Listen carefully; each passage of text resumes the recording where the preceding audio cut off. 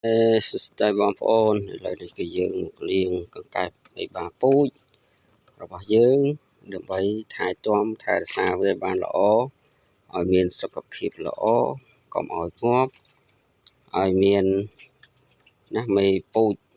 ល្អបើឈ្មោលឲ្យមានមេបាពូជល្អមេឲ្យមានពងច្រើនសុខភាពល្អវាបង្កើតពងបានច្រើនហើយបើយើងថែទាំវាអត់បានល្អទេវាយ៉ាងម៉េចបងប្អូនវាងាប់ហើយសុខភាពវាល្អពេលដែលយើងដល់ពេលបង្កាត់គឺវា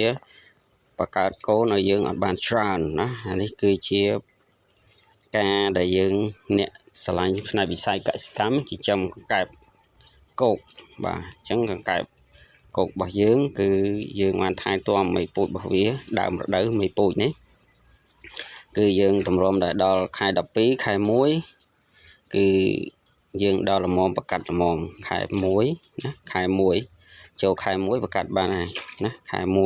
1ចុងខែ1ណាចុងខែ1គឺល្មម 100% ហើយវាអាចប្រកាត់បានហើយកង្កែបនេះគឺយើងຕົកពីដើមរដូវមកបាទអានេះឈ្មោលបងប្អូនអានេះឈ្មោល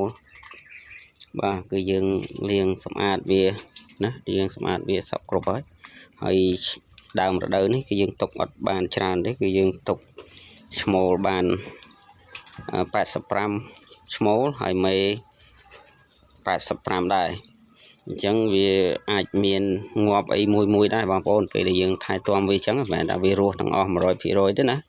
តិចលោច្រឡំហ្នឹងឃើញកែបអញ្ចឹងវានៅទាំងអស់អត់ទេមួយខែពីរខែអញ្ចឹងជួនកាលអាចមានងាប់មួយអញ្ចឹងទៅអត់ដឹងមូលហេតុអញ្ចឹងដេកងាប់អញ្ចឹងទៅណាដេកងាប់អញ្ចឹងទៅអានេះឈ្មោល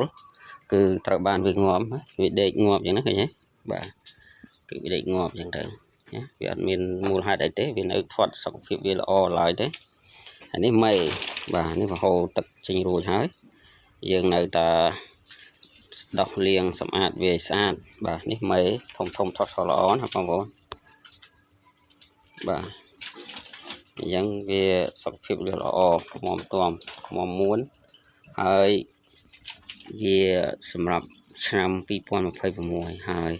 បងប្អូនដែលមានតម្រូវការមេបាពូជកង្កែបយកទៅបង្កាត់អីក៏យើងមានដែរគ្រប់គង់បងប្អូនបានខ្លះវាមិនបានច្រើនអីប្រហែលទេដោយសារវគ្គទី1នេះគឺយើងຕົកបានតិចតែយើងវគ្គទី2ក៏យើងຕົកដែរហ្នឹងហើយយើងຕົកមួយចំនួនដែរនៅត្រង់ផ្សេងមួយទៀតដែលយើងຕົកសម្រាប់រដូវកាលពាក់កណ្ដាលឆ្នាំគឺយើងបានមកតង់ផ្សេងមួយទៀតដែលយើងຕົកពូជវាសម្រាប់ឆ្នាំ2026ដែរអញ្ចឹងបងប្អូនអញ្ចឹងបងប្អូនមានតម្រូវការបងប្អូនអាចទំនាក់ទំនងបានបាទសម្រាប់កង្កែបពូជអូខេអរគុណច្រើនសម្រាប់ការតាមដានទស្សនារបស់បងប្អូនអរគ្នា Telegram 066 4420 19